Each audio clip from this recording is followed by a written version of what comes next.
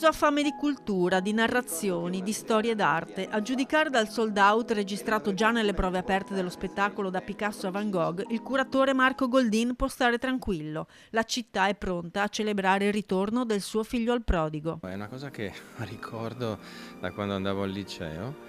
Al comunale facevano le prove delle opere aperte a noi studenti e lo ricordo come una cosa bellissima, e quindi ho deciso di fare questo anche per questo spettacolo e insomma devo dire che la risposta è stata veramente importante. Un pubblico che lo attende da anni, da quando lanciò Treviso nella mappa culturale internazionale delle grandi mostre d'arte. Abbiamo raccolto alla fine queste 1300 persone in 2 spettacoli e vabbè, poi ci sarà la mostra ovviamente e aspettiamo tutti quanti. Una rappresentazione che eleverà il pubblico per trasportarlo in un mondo parallelo. Sarà uno spettacolo di grande così fantasmagoria cromatica, luminosa anche nel senso musicale delle parole. Vuole essere qualcosa di veramente aperto su un mondo bello, un mondo, non so se dire migliore, forse sì, rispetto a quello che c'è attorno a noi adesso,